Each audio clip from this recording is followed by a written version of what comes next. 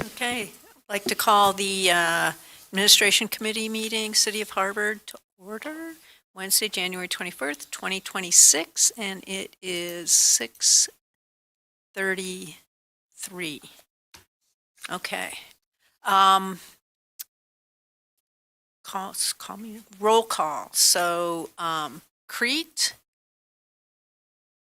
hold on, I'll get it. No, I won't. Albertson. I was going to say Anderson. Albertson. Lavallee and Haderlein, all present. Additionally, Administrator Bejot and Mayor Kelly and Chief Bauman. No one to attend electronically because we're all here. Public comment. Member of the public's here, but we'll be speaking about an item that is on the agenda. Do we have a motion to approve the minutes of December 3rd, 2025? John and... I'll motion to approve the minutes of December 3rd, Thank you, John. 2025. I'll second it. Thank you, Joel. All those in favor? Aye. Aye. Thank you. Is there a motion to approve the closed session minutes of December 3rd, 2025, which you would have received in the mail? I'll motion to approve the minutes of December 3rd, closed session, 2025. Second. Thank you.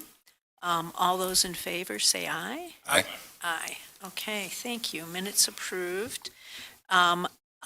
Speaking with Administrator Bejot, I would like to ask that we move items 11 and 12 up on the agenda to be items 7 and 8 and move everything else down, since Chief Bauman and John Colleen are here and will be talking with us about those two items. And then they can shovel their cars and leave. Yeah. I want to say all the cars, right? Yeah. All the cars. Yeah, all the cars, yes. We expect them cleared. So, You need a motion and a second to yeah. change that order. I motion to move items 11 and 12. 11 and 12 up in the agenda. I'll second. Thank you. All in favor? Aye. Aye. Opposed? Okay, we've moved the items. So that would put, our next item is discussion, action on the updated 3-year contract for school resource officer with School District 50. And who would like to, would that be Chief Bauman? Okay.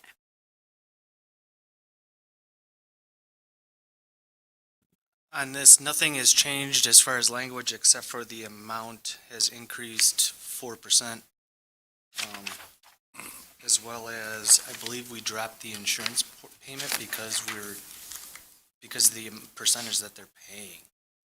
Correct. So up until 3 years ago, we did not request insurance reimbursement for our school resource officer from the district. And the last contract, it was requested from school, which was an extra financial cost in their budget.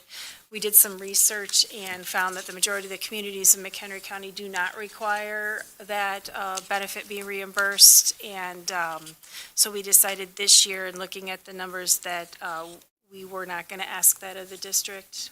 We would continue to absorb that cost as we always have up until 3 years ago. And we also negotiated the 4% rate. Felt that that was significant enough to cover Officer Cohen's costs in line with the amount of time he's going to spend in the school, and given the contractual raise we're expecting in May. Okay, thank you. Any other comments? No, I have none. Any questions from the committee? No. How much is it going to increase the city's liability, or how much the city has to pay into this? Into the program? Yeah, for like our portion of it. We don't pay anything. This is for his time he spends in the school. So go ahead, explain. So during the school year, his time is 100% dedicated to the school district, so they pay 100% of his salary.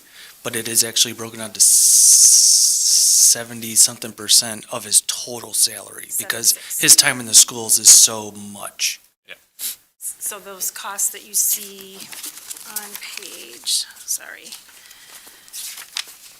page 9 of the agreement, excuse me, for fiscal year 27, 28, and 29, reflect that amount of his salary based on the time he'll spend in the school for the 1-year period each year, with the percentage increase And then based when- on the baseline of where he's at this year. And then when school's not in session, he's on the working street. full-time for us.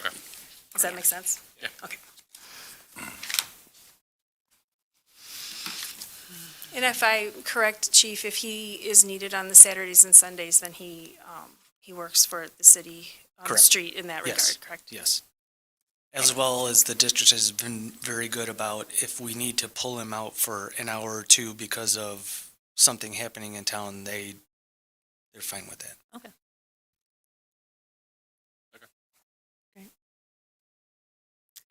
Any other questions, comments, discussion? We have a motion to recommend that the council approve this. I'll make a motion that the council approve a new updated 3-year contract for a school resource officer for School District 50. Second it. Thank you. Motion by Lavallee, second by Kriete. Any other comments, questions? No? Okay, all those in favor? Aye. And that's Opposed? a motion to send to city council. Yes.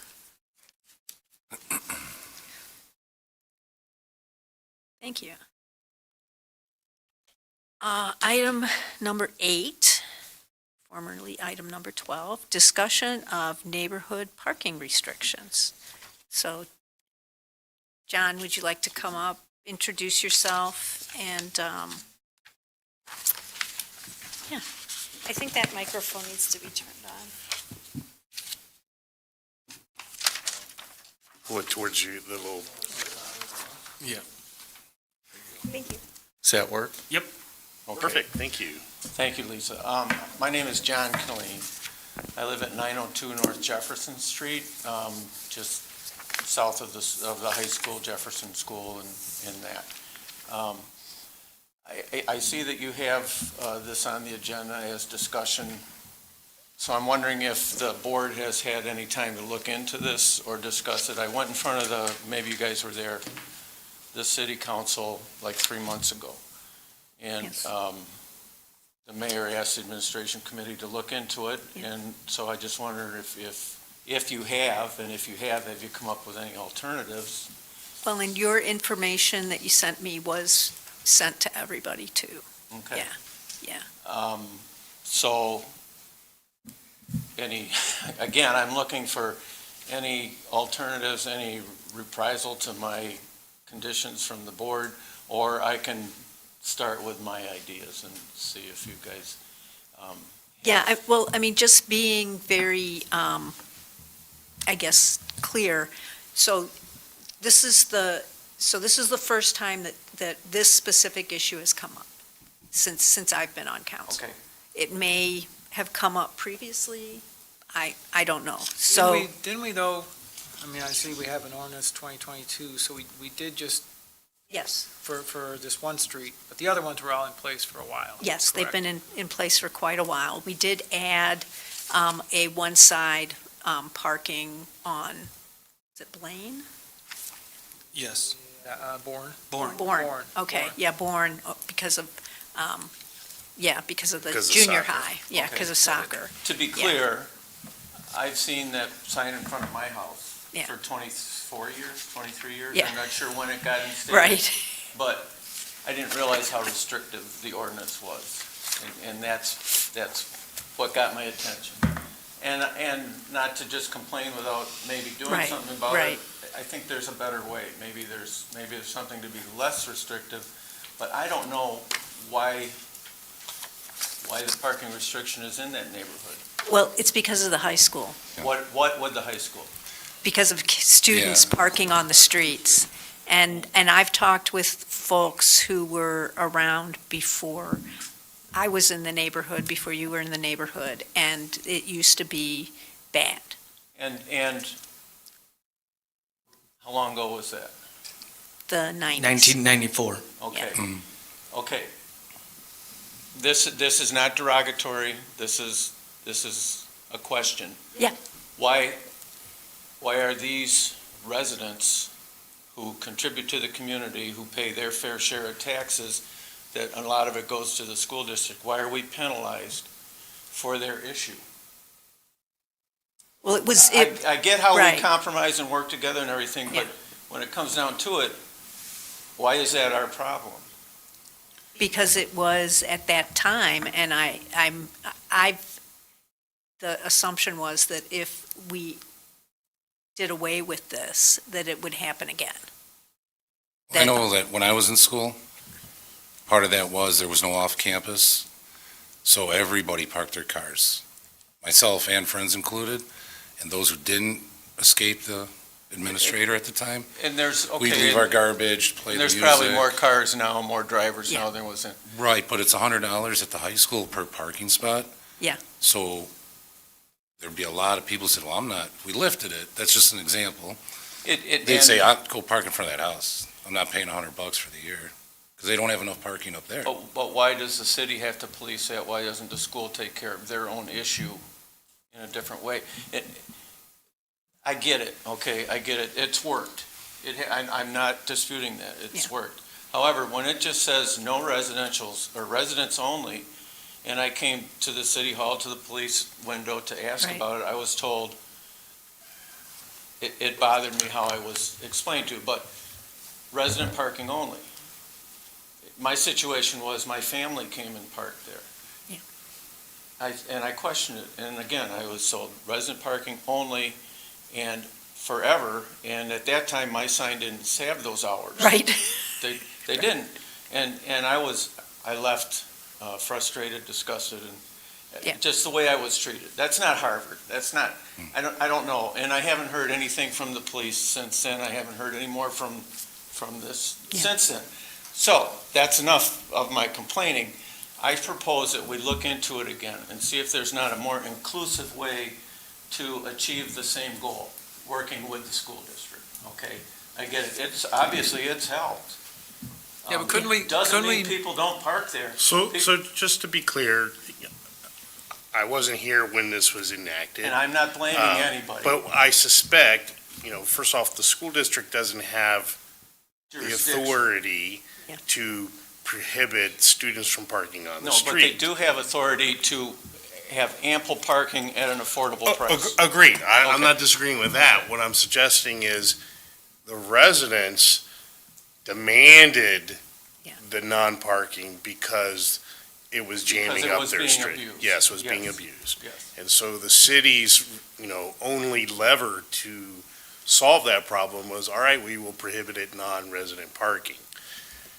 All of that, I Right, so completely that's agree how with. we got to where we are Yes, today. and Now, when you brought it to city council, it was sent to this committee. This is the first opportunity the committee has had an opportunity to review Yeah. the issue. Okay. Because they can't meet outside of a public meeting. Right. So that's why it's on this agenda to discuss it, and your input on what you are experiencing and what your recommendation could go a long way for the committee, and what they want may determine what the solution may be to ultimately send to city council if that's what this body decides. Completely understood. Okay. And I appreciate your time in allowing me to Yeah. come and vent. Yeah, Sorry. yeah. And I apologize for that. It was my grandchildren, Yeah. okay?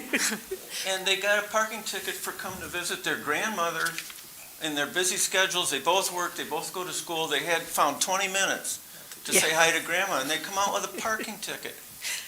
Legal, yes. I'm not the police officer that wrote the ticket. I'm sure they were doing their job. I'm sure they were. Yeah. But I see people park all the time for hours at a time on all of those streets over the 23 years I've been there. I don't know how many tickets are getting written. or if, but. Right, or if it was but just I do bad see- timing, yeah. I do see that they aren't high school children parking there for the day. Okay, so my point is the restrictions, visitors, family members. What about a cleaning lady for 2 hours? What about home repairs? What about an insurance salesman comes to the house to work with somebody during those hours? Those are business hours. A lot of it can be done at night too, so is it scheduling? If I say, well, you can't park in front of my house, so you're gonna have to come at 6 o'clock at night. Well, It seems like we're But giving- don't we almost all have driveways? We almost do have driveways, we do. However, my driveway was full that day, okay? And in our block, there's 6 houses. Yeah. And half of those people don't park in their garages. So half of those driveways can be already occupied when Yeah. someone comes. Yeah. And if they just show up, like our grandkids did, Yeah. do we go out and move cars around so they can say hi to grandma for 10 minutes? That's an extreme case, I'll give you that, okay, Yeah. but it hit home. Yeah. And I'm thinking, can our community be better? If we, maybe not, maybe, but if I can throw some ideas your way. Yeah. At the very least, and I would appreciate it if you did find time to look into alternatives. Sure. And one that comes to mind is resident parking only and guests. Then the police officer has to determine if they're a guest or a high school student or non-resident. They determined pretty quick that they were non-residents. I don't know if it means, if it's a guest, knock on the door and say, if nobody answers, I don't know. Well, yeah, and you wouldn't know which house they're visiting necessarily. Yeah.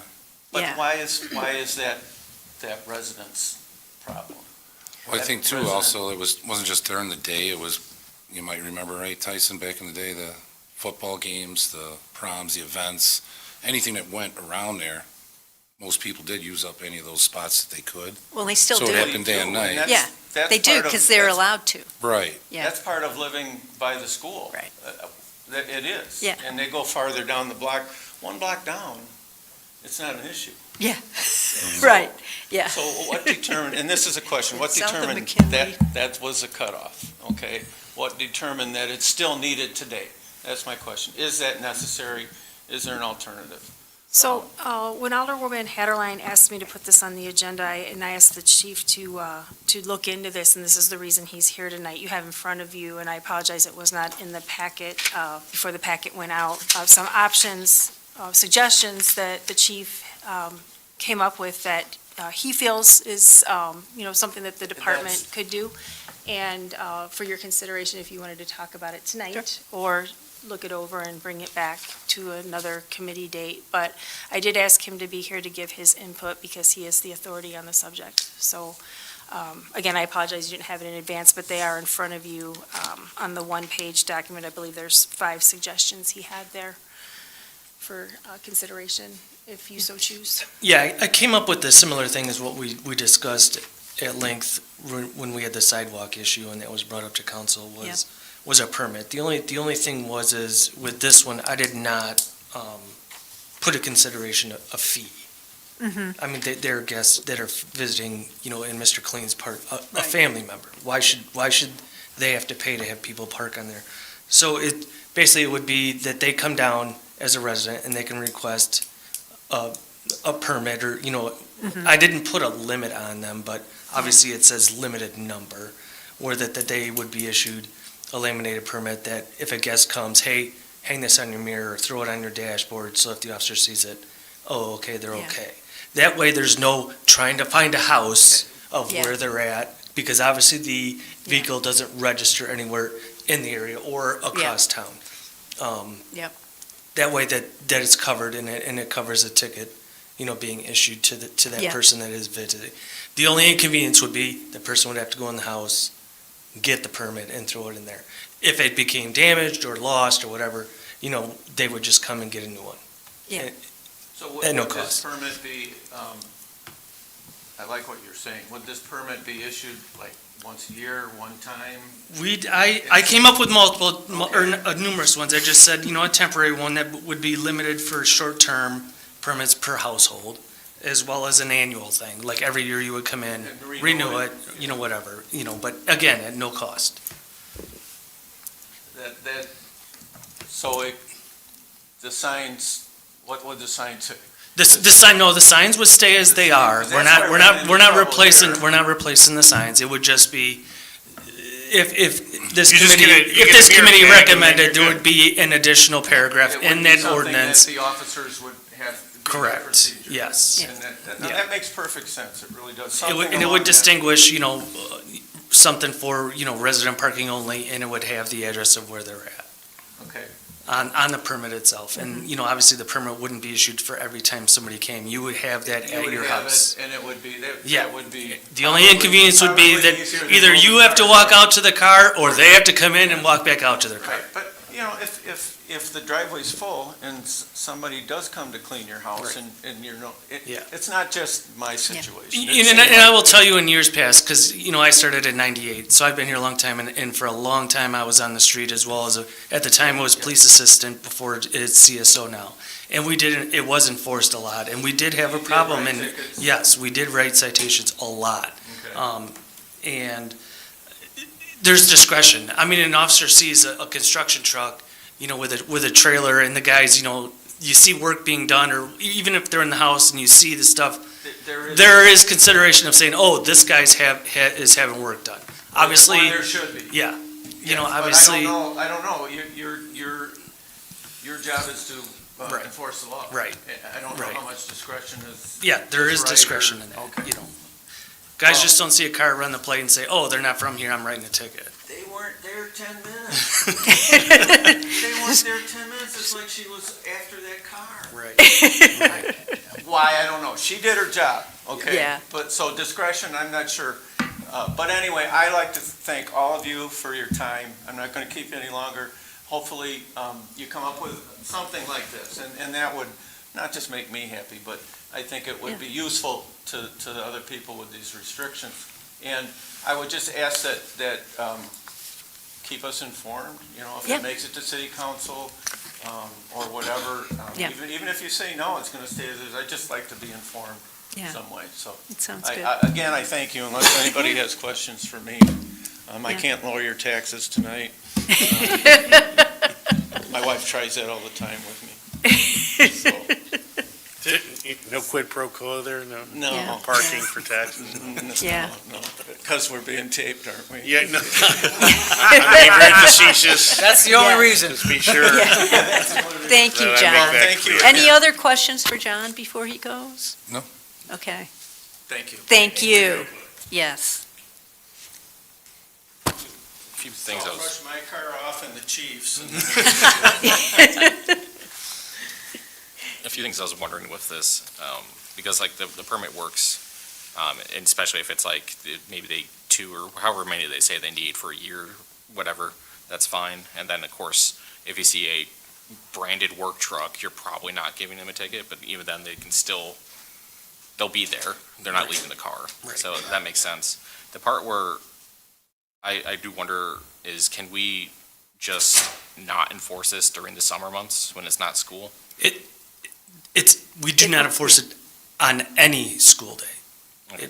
In the ordinance it's written, it's not Yeah. enforceable on any non-school day. Okay. Yeah, so if it's a holiday. Strictly or- only yeah. on when school is in session. Okay. That's it. Yeah, 'cause So it- even like when there's events at night and the Yeah. neighborhood fills up with cars? This is an Yeah. example of an ordinance that solved the problem, but has unintended consequences. Correct. Yeah. Well, because even then, like, what I was thinking of, if we didn't go this route, maybe it'd be, 3 2-hour max parking kind of a situation, because if the car's there a long time and no one's moved it, then it's like, hey, like, whose car is this? But then who has to keep track of that? It's a whole different ordeal, right? So I think at least a permit type situation that's free is better than where we are. Because otherwise, everything else is going to have a lot more administrative responsibility behind it of keeping track of this. Yeah. Because what happens if I park across the street and then that person calls in my car because they don't know me? Correct. So, Yeah. Well, would you generally enforce it if you just got a complaint?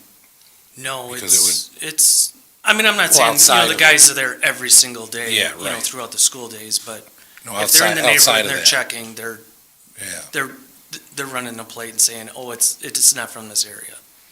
Yeah, I just didn't know if this would open us up to other scrutiny of other similar things in town. Ironically, a neighbor asked, well, if you're gonna talk about it, could you bring up the no parking at Park Point? The 3 homes said they were never consulted, and now those homes can't have anyone park, and I said, well, it's kinda dangerous when you come in or going out. I said, yeah, well, tell me when the last time there was an accident or fatality. And I said, well, when's the last time they enforced it? Well, they didn't, we don't like the sign. I said, okay, well, I'll bring it up.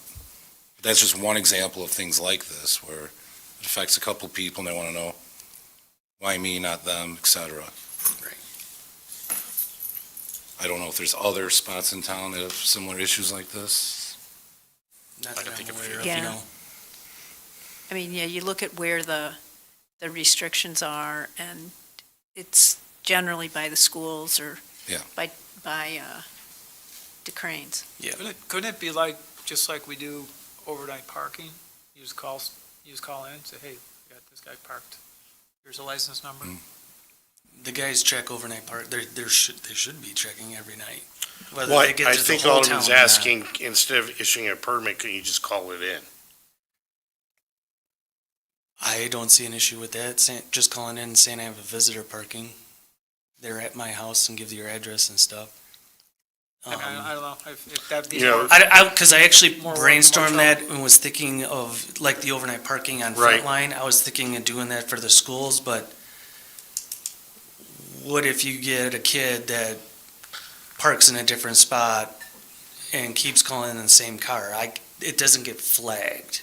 Yeah, what else It's stops you flagged from by logging address. your It's own not car? flagged by vehicle.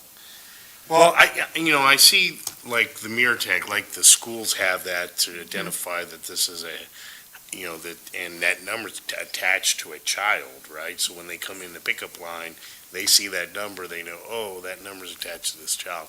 If a resident said, hey, I'd like a couple of window parking permit, guest permits, and they have that window hanger basically, and you just give it to your visitors, and then that number is attached to that address, right? So Yeah.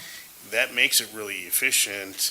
It does put the onus on the homeowner to go obtain the permits, but once they're issued, that's an easy thing for them to self-regulate for their visitors, and for the police, it's easy to note, oh, that's it's a authorized park. Yeah. I like that by attaching it to a house. Instead of just And having that was 1,000 my thought. permits floating around the city, Right, and then some yeah. kid gets a hold of me and park there all day. Yeah, Right. That was my thought too, and obviously, I So, think that monitoring it, like if you see the same car Like a handicap every park. single day and it's all day during the school hours, Yeah, that would Where be that a resident sign is of asked, abuse, like, right? are you giving this to a family friend and their kid is parking here? Right. Like, what's going on? Right. Yeah, because that would catch your eye, because it's being abused, right? Yeah. Yeah. Because Well, it's and- meant to be a temporary ban. Correct. And if it's an annual thing, you can do things like have it be a different color each year, so it's obvious. Right. It's like, wait a minute, no, that one's bright yellow. We're not bright yellow anymore, that's an old one. Right. They're Well, trying the other to thing too sneak is away. if it is identified for the residents, you go, oh, hey, well, this is for your house, but why is this car 3 blocks over this way? Sure. Right. Well, in the permits we have hundreds of, Oh, good.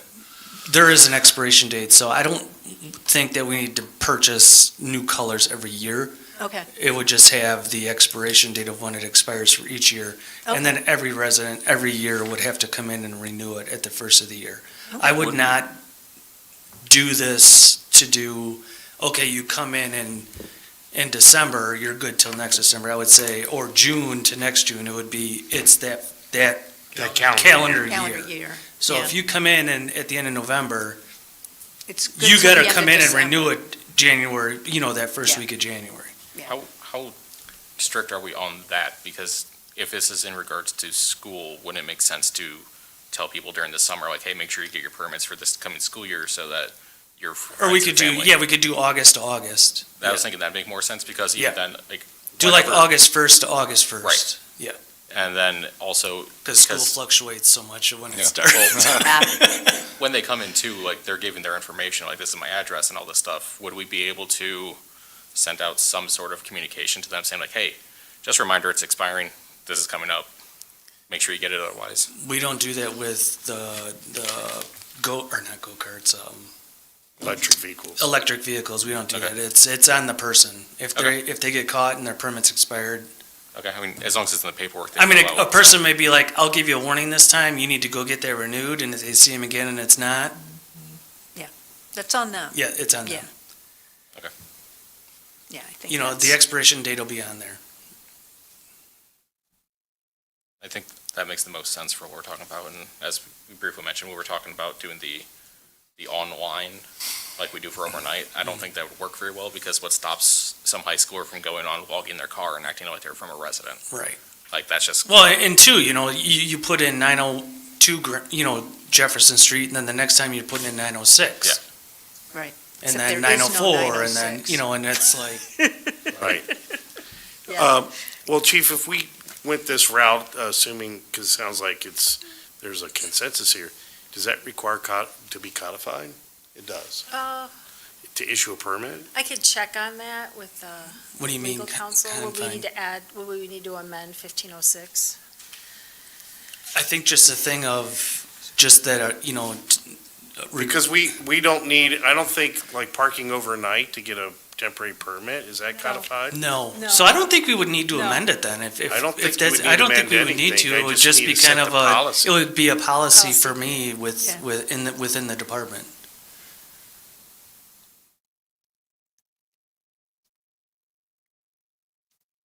Because I don't think it's in there for overnight. I don't believe so. Or, I think that's a policy I that's, think, isn't there a limit on how many times you could call for that, overnight? yes, and that's set by Yeah, policy. so, but- so the policy that I have set in Frontline is three nights per month per vehicle.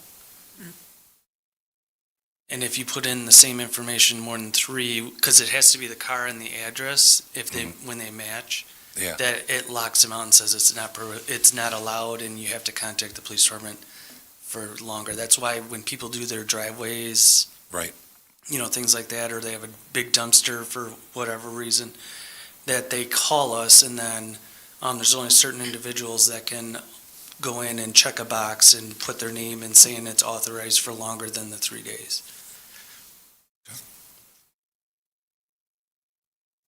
Yeah, so if this is just administrative now, then how, Before we Yeah. institute that policy, though, it'd be good to have, Yeah. the concurrence that the committee feels that Yeah. that's a fair policy. Yeah, you're looking to go August to August, right? So I mean, if you want, I can, draft up something, and do you want me to have it for council, or just Yeah, draft it well, up? let's draft once something up and it's- create a memo. Yeah, for it would just be a memo council. Yeah. within a department memorandum of what the new directive is for that, because that's what we did for overnight as well. Okay. thank you. Mm-hmm. Any other questions, comments? No? Okay. Yay. Okay, thank you. Okay, item number 9, item number 9, discussion action to open a new checking account at Harvard State Bank. Deb. Thank you. So you had a memo of explanation and a complicated spreadsheet in your packets. The spreadsheet itself is basically just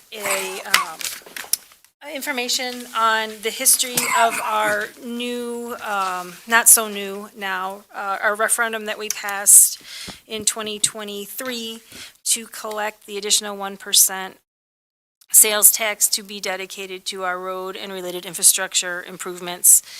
And the history starts with our collection date of April 2024 through December of 2025, showing our monthly collection amounts and our totals, or our total collection through that date. And what we've expended from those funds for road improvements, which includes the Air Street improvements, the resurfacing, and then the brickwork that we did. The balance of the funds that we've collected as of December are $1,558,430.76. In addition to that, we've also issued the bond, which we received in December, $4,001,848.49, which leaves us a balance in dedicated to the road program of $5,560,279.25. Okay, so of that amount, if you look over to the left, which you see the yellow box, we still have to pay retention on the Air Street project. We have not gotten the final bill yet. The work is complete, but they haven't billed the retainage of the $30,916.05. We also came in under budget on that Air Street project. So we have this committee, or I'm sorry, infrastructure committee, and then subsequently city council approved the Timber Drive project, which is going to be occurring here this spring. $29,000 in engineering, and then the remaining $254,000 will go to the Houghton Place project. And then that will leave us with a final balance of $5,246,360,320. As of right now, those funds are in two different locations. The road program fund, I'm sorry, the sales tax collections as they come in monthly are automatically deposited into the general fund through the state. I cannot separate out those funds into any other account. The state requires that they all go in the same place. So I move them into the capital improvement account, which is a separate checking account. In the meantime, when the bond was issued, that also went into the general fund, and that's where it sits. I know where everything is. I'm the only one who knows where everything is, and at some point, it will get lost in the shuffle. And it's very important because the taxpayers and the voters told us what to do with this money, and this money goes to one thing and one thing only, that this money all go in one place. So I spoke with the auditors, and we discussed creating a new fund, which will more than likely be Fund 2.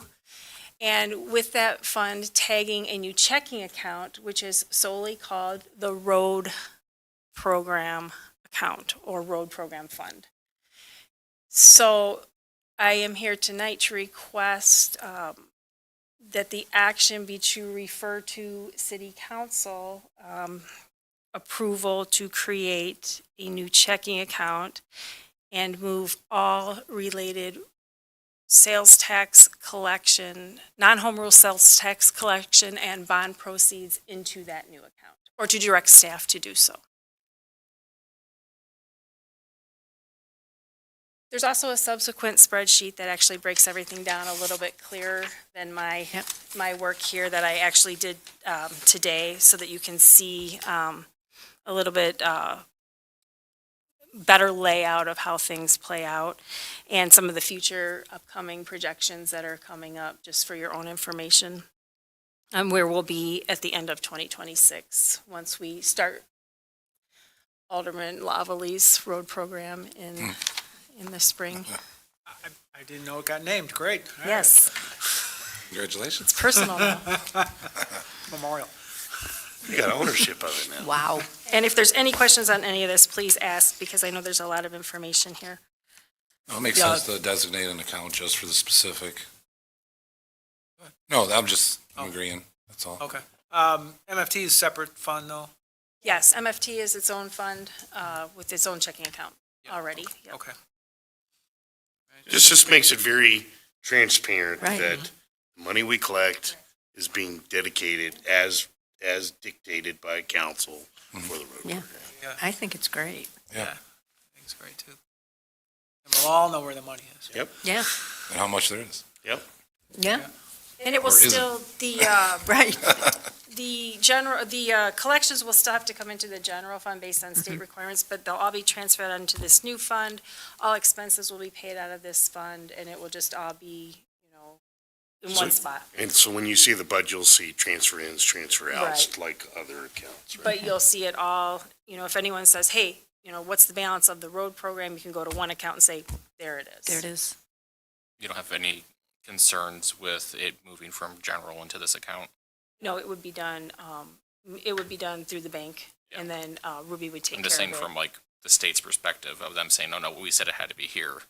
No, the state, the only thing the state dictates is which account it gets ACH transfer, deposited in. We can do what we want with it at that point. They just won't Split put it. it into a bunch of Yeah. different accounts. They want one account number at one bank, and Okay. and they, from there, they don't determine where it goes. I mean, I'll make a motion to open this new account as desired here. Do you have a second?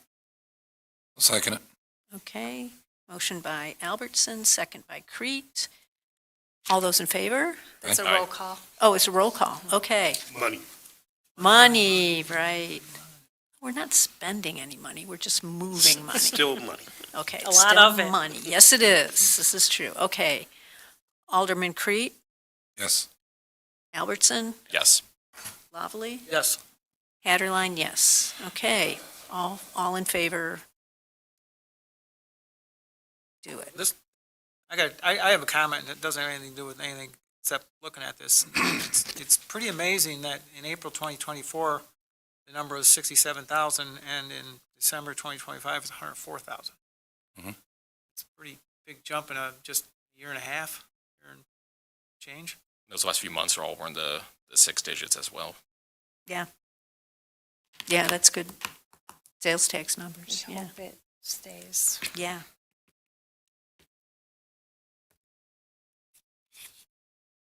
That's an indication, well, there's probably several contributing factors to that.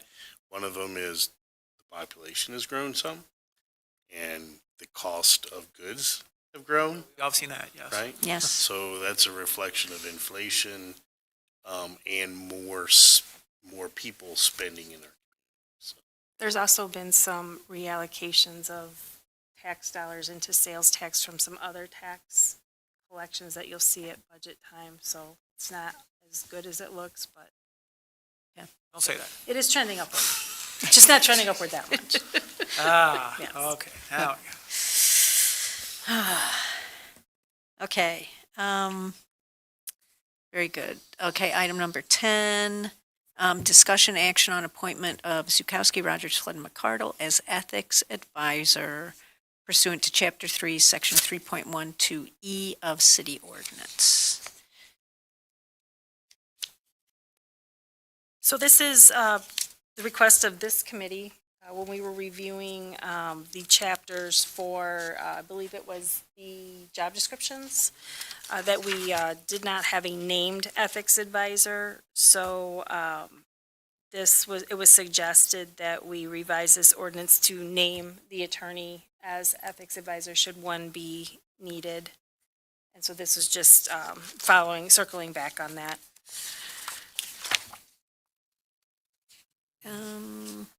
So this group here of lawyers, that's the city lawyers? Yes. And one of the concerns I had with it is a conflict of interest. To have the same group that represents the city in any future or current, right, issues would be in charge of ethics.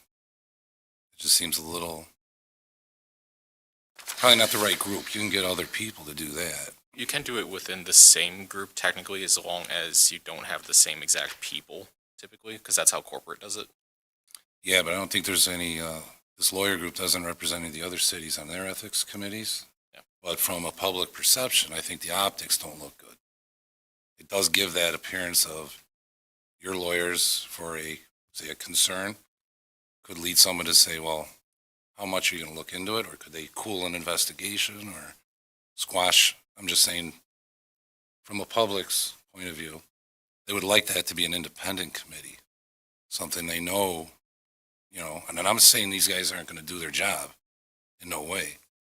I'm saying that people we're suggesting probably aren't the right ones for an ethics committee.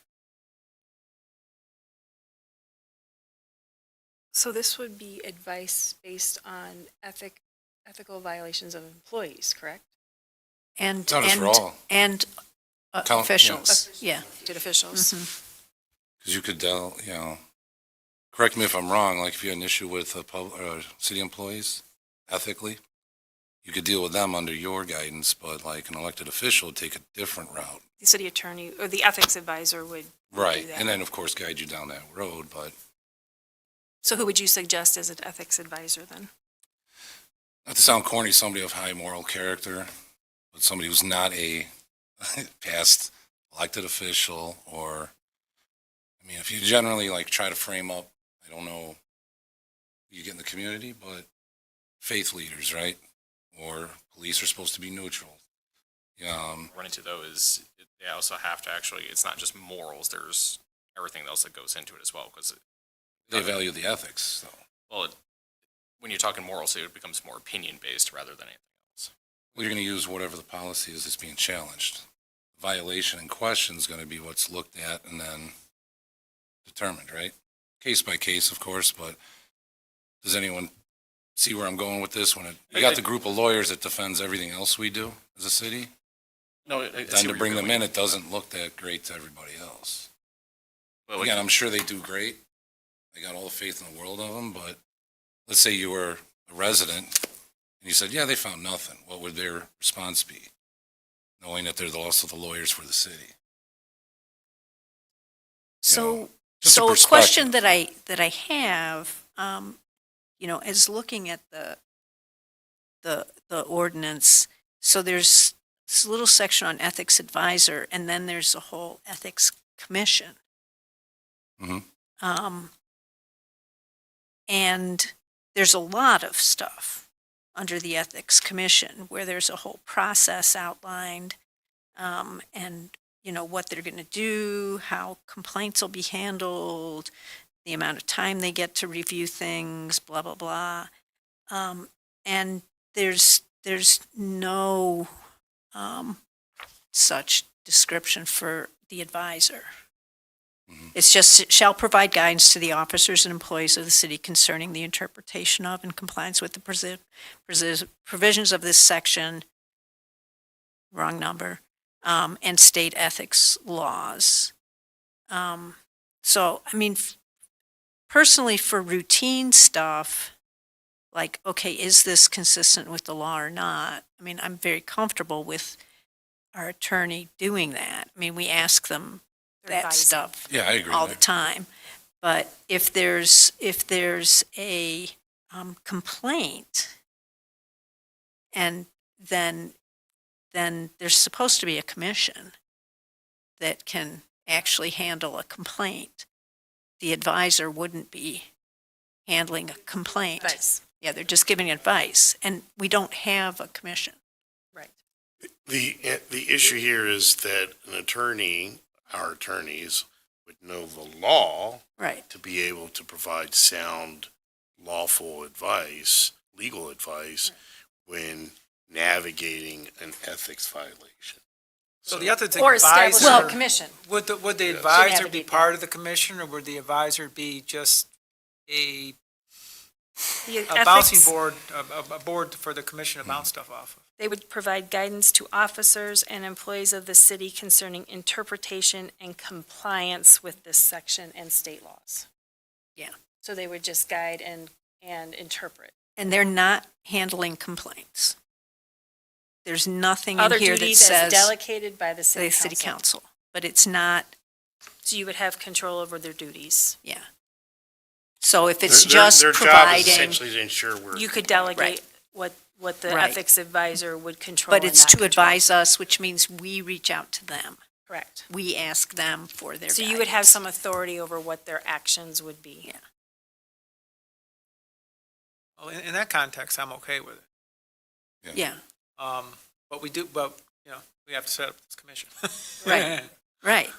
Yeah, what you're talking about is more of a commission where it would be broader. Well, doing a couple of the what ifs, right? So what if somebody had an issue with one of the elected officials and claimed there was an ethics violation? What would be their course of action? Then we're supposed to have an ethics commission that Right. the complaint I'm goes just to. saying if. Well, I think Nothing that I'm before we aware do of. what ifs, I think the first step would be to establish who our ethics advisor is going to be. And from that point, I need to research the best route to establish that commission. And once that commission is established, then we have something in place for when those what ifs occur.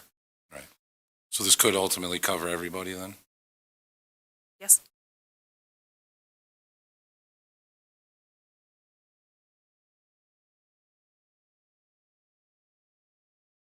I mean, I'll make a motion to approve the appointment of the lawyer group listed here for the ethics advisor. There's a second? Well, before you do that though, Yeah. don't, so again, they directly are connected to This is not, services. this is a different level of what we're Right. talking about. They're just advising, they're not making decisions. They're just acting as advisor. The commission would make the decisions. So the advisor would only give us advice on, No authority then. right, the advisor would provide guidance to officers, which is the city council, and the employees of the city, so staff, on the interpretation and compliance of this section, section 311, and ethical laws of the state. The advisor would perform other duties as delegated by the city council, so this governing body. So the city council would have control over what the ethical advisor does. So I don't Right. see where there would be a conflict No, of that's- interest because that the clears city it up, council yeah. would have that control. Right. If they did, that would be the issue. If they had that control. They wouldn't have. Right, no, just that we cleared it up that they're just advising. Yeah. Correct. If you did get questioned on it, you say, no, they are just advisor. Yes, yes. The rest of us, just as you explained, it Yes, would be the explained. Definite, section section EB would clarify that, yes, no, there is no conflict Pretty of much what our interest. attorney does now. Yes. Yeah. Yes. My only concern is with the fact that it's also state law advisement. We do want lawyers and people who know state law. Correct. Because we are not in the Through position to advisement, interpret. Yes, Right. yes, As long as they're not the judge and jury. yes. I'll second the motion. Yeah. Okay, Just to thank be you, clear. John. That's good questions. Yeah, Yeah. no, that's good talk. Very good, yeah. Any other comments, thoughts? This is good, yeah. Just as long as we can figure out the committee next at some point. I'll work on that. Bring it back to this committee for discussion. Okay, great, great.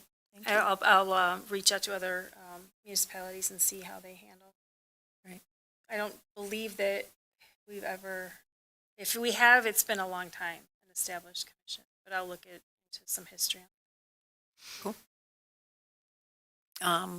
All those in favor? Aye. Aye. Opposed? Okay. Thank you very much. Okay, item number 11, discussion action on SB 1937. Deb. Really no action on this, Okay. it's just discussion. Alderwoman Haderlein asked that this be on the agenda just for awareness of this Senate bill that's currently on the House floor, those House Rules Committee. Some history on this for some understanding. This applies to police pensions and IMRF pensions. IMRF, the city employees outside of the police department are IMRF membered employees, and that includes both union employees and exempt employees, myself, as well as the rest of the directors. And then the police department, including the chief and the deputy chief, are participants in the Article 3 police pension. So in 2010, the state of Illinois recognized the pension funding crisis, and they passed a public act to create what they called Tier 2 pension funding. And what that did is that raised the age of retirement, so you had to work a little bit longer. It increased your service requirements, which meant you had to work longer to be vested. It capped your pensionable salaries, it reduced the cost of living adjustments, and this applied to any employees who were hired after December 31st, 2010. In an attempt to help this crisis and alleviate some of the burden for municipalities and local government, thus the taxpayers. Well, this Senate bill proposal essentially undoes that. The Tier 2 employees, this bill argues that Tier 2 employees receive less for similar work done and are required to make the same contribution rates without the same benefits. And it's argued that it's causing some issues, particularly for police recruitment and retention. You can see here that there's some for and against in the handout that I've provided. You know, those proponents those who are for the Senate bill recognize these inadequacies that I just mentioned. And those that are against it, you know, it's an unfunded mandate. Where's the money going to come from? The pension crisis, you know, in 2010, you know, why are we undoing it? It's a poor process. The bill surfaced late. It was like, okay, let's do this, but how are we going to fund it? All these different arguments. You know, from your perspective as elected officials, you know, these are things that you should be aware of, because in a couple months, we're going to be trying to figure out how to, you know, fund pensions.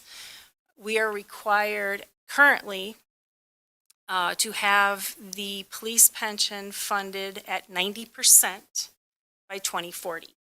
We are at 85% right now. So we are very well funded. Our police pension is very healthy. Yes. If you look on the last page, you will see a history of our police pension funding valuations.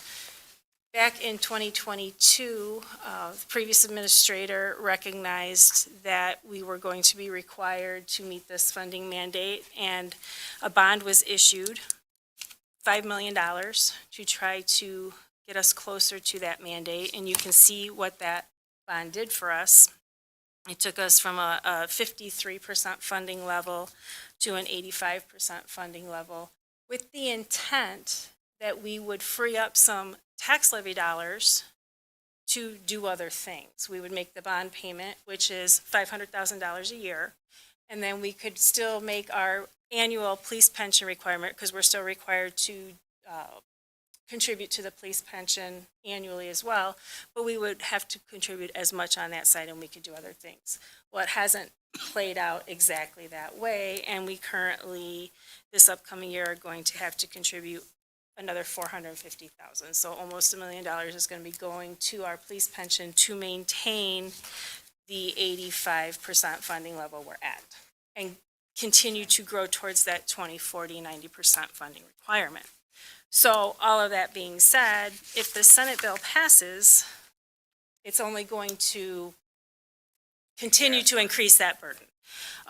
We did have an independent audit done looking specifically at our pension fund to see what this bill, if it did pass, would do for our personal finances.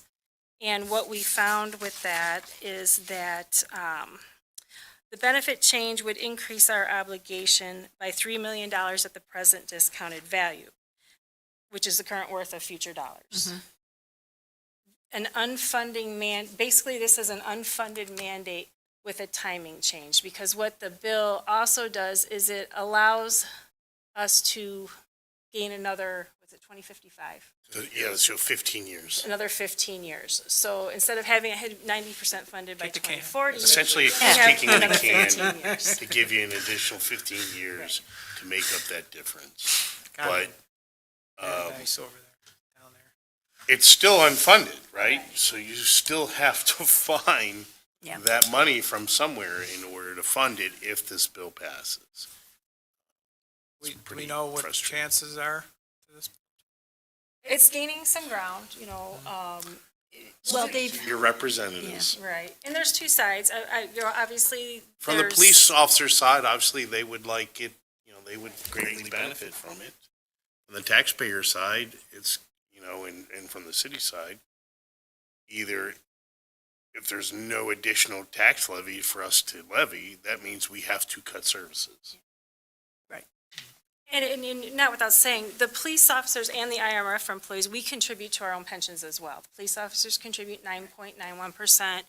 IMRF employees contribute 4.5%. That does not change. That's set by state statute, and there's actually Supreme Court law from history that can't change. That's frozen.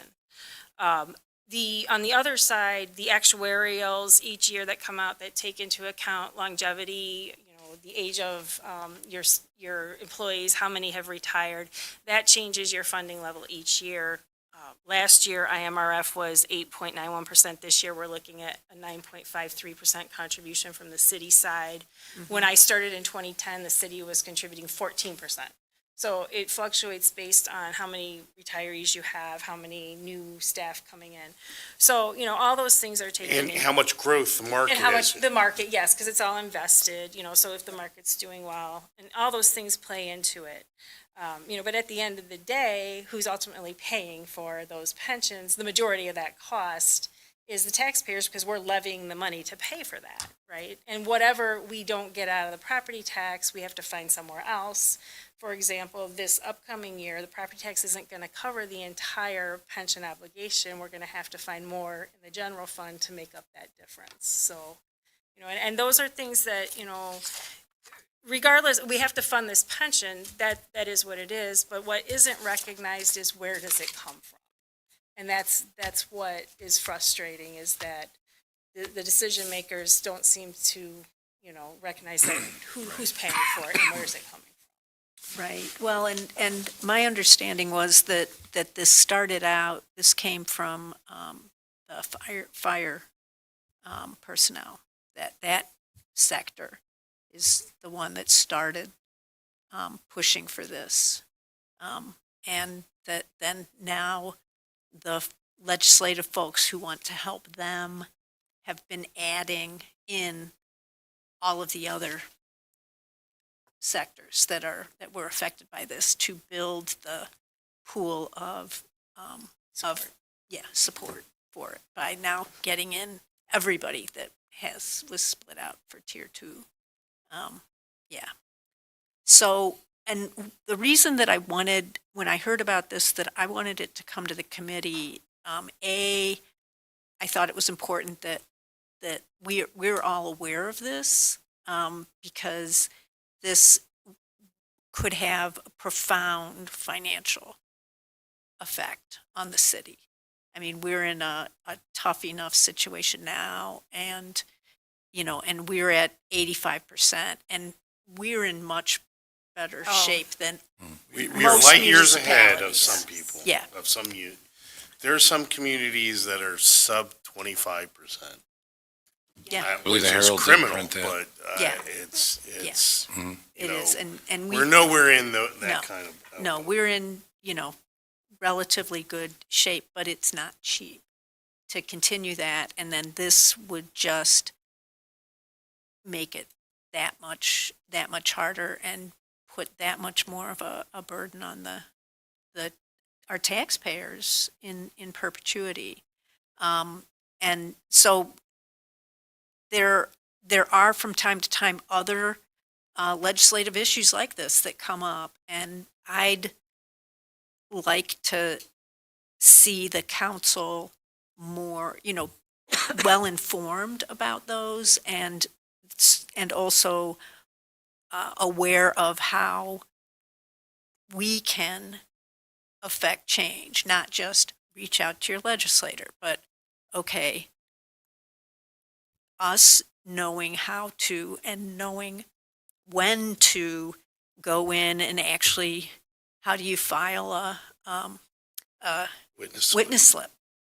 And what can we do? Because the city, for instance, the city only can do one as the city, but then as residents, you can file as well. But making sure that we're doing that, making sure that we are reaching out to our legislators and not just, from Harvard, but as the residents of Harvard and as those who represent the residents of Harvard. The more people they hear from, the better that is. And I think we have I think we could be more involved as council members in doing that. And I'm not sure the best way to, I don't know is that something, does McCog send out information? Well, the Illinois Municipal League puts out a thing, a legislative update periodically that goes out. Maybe we could look to see that council members get added to that distribution You list. should be, are you on that distribution list, the IML distribution list? Do you get those in your emails? I got one. You got one? Yeah. Yeah, you should all be on that Really? list. I Okay. will, I double think check with Jeanette. it's every few weeks they'll give you updated legislative. I've heard the lists. IML has not been really strong on this. They're in support. What's that? They're in support. No, but from a lobbying standpoint, Oh. that they haven't been. Not sure on that. You also get the magazines, correct? In your Yes. packets? Yes. On that note, McCog's legislative session meeting is next Wednesday, a week from today. Yeah. In Crystal Lake, so, where they talk about, their agenda for legislative for 6/27, so. If anyone wants to go to that, I should know that by tomorrow at the latest. And I can let them know if you want to Okay. go. Yeah, I'd like to go. Yeah.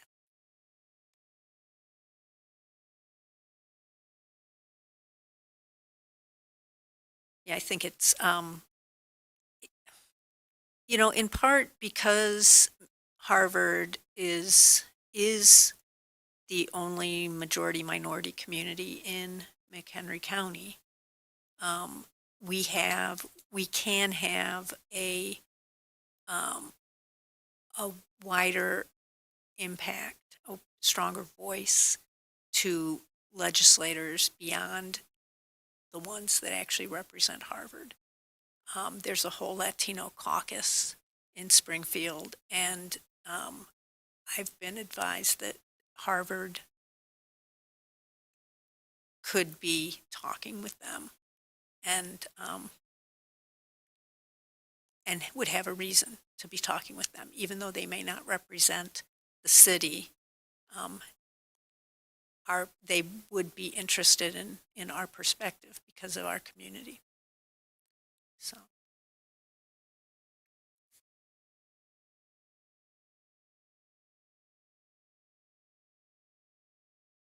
So thank you. Thank you, Deb.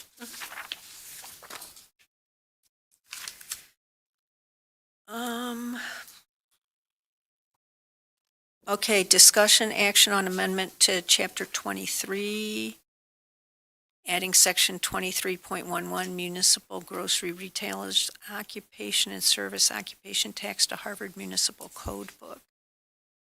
I thought we did this. We actually adopted it. The state, as you are aware, some may be aware, have done away with that as of January 1st. Back in March of last year, we adopted taking on that tax, the ordinance. However, we never codified it. Okay. So that was brought to my attention by Jeanette and Lori when they were reviewing the Muni Code codification. So we need to add this tax to our ordinance. So this is just draft ordinance by council or by legal counsel for recommendation to approve to city council to put it in our code.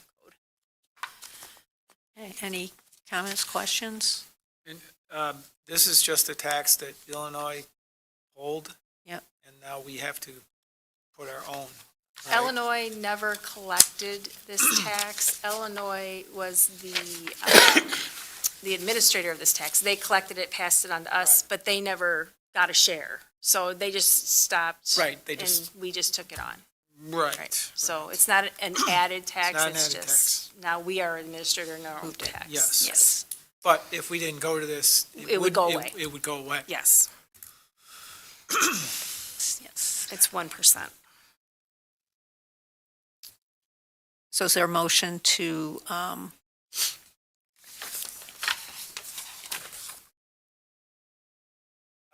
section 23.11? I'll make the motion to add section 23.11 municipal code groceries retailers occupation and service occupation tax to the Harvard Municipal Code book. Thank you. Is there a second? I'll second it. Thank you. Any comments, questions about this? Is there any extra burden on the city to administer this? No. So just, it's no extra It's- cost for that? The retailers pay it to the state calculates it and disperses it to us. Our only input is making sure that it arrives in the ACH. That's it. That's an important part. Tracks it every month, Yep. yep. Okay, all those in favor? Aye. Opposed? Okay, motion passes unanimously. Okay, item 13 would be strategic vision. I don't have anything. When is our, When is our budget yes. retreat? March 7th, Yes. Wow, that's really pushed out there. yes. We wanted to make sure we didn't interfere with Yeah. it. With your I should be out of this by anniversary, then. John. And my Yeah. anniversary will be, yep. Yeah. Everything's cleared out, boy. Leg, shoulder, or what is it? You're No all more. banged up all the time. I'm not planning on anything else until after summer, I'll until tune after up. summer. Maybe after summer. Yeah, you should be upgraded by then, right? New parts. Oh, man. Any new business? So it sounds like we'll at some point have the Ethics Commission item will be on the agenda. I'll work on that. Okay. May, hopefully by the May Okay. meeting. I'll aim for the May meeting. For new business, just want to mention in case it comes up in the next couple days, because it is going to be very cold Friday and Saturday. Mercy Hospital is a 24/7 warming center. Jay's Lanes is also a warming center, I believe 9 a.m. to midnight, Friday and Saturday. And if those do not work out, the community hall is also available as a warming center through the police department, and then they can contact me and I can make sure that it's open and available and staffed for emergency purposes. Oh, that's good. Should advertise that more. It's on our website. We had it advertised today, and I believe it went out on social media. We have the capabilities to put that through Code Red too, right? It's not always severe weather. You can actually put messages out through that? Those are pretty much reserved for emergency messages. I'm just saying. So but to you answer your could. question, yes, and to answer your Yes. question, Yeah. yes. Because there's a cost associated Correct. for Right. it. Oh, is there? Yes. Oh, Right, okay. I but if thought- it's dangerously cold, then Yes. that seems like Fall under severe an weather. emergency, yeah. Right, for those that are signed up, Right, that's an option. That'd be great. yeah. I mean, and I recall when we switched to Code Red that was one of the benefits. It is meant That, to- that is that then we can, it doesn't just have to be emergency weather alerts, that we can also send out community. Yeah.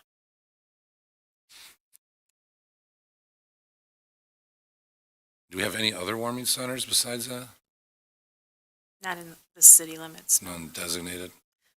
McHenry County website for the health department, I believe, might have some listed for the Is it the- entire Right. area, Emergency management, or EMS, yes. yeah. Did I say health? Mhm. EMS, Yeah. yes.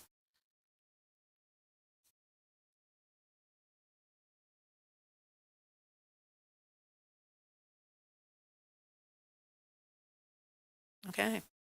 Any other new business? You mentioned next meeting's in March, potentially. March 7th is going to be our budget workshop. It's on a Saturday, and that's all day. Starts at 5 a.m. Then you guys got to bring the donuts. Yeah, you guys bring donuts, yeah. No, usually Alderwoman Haderlein. I and always myself bring take care of donuts, that, yeah. yes.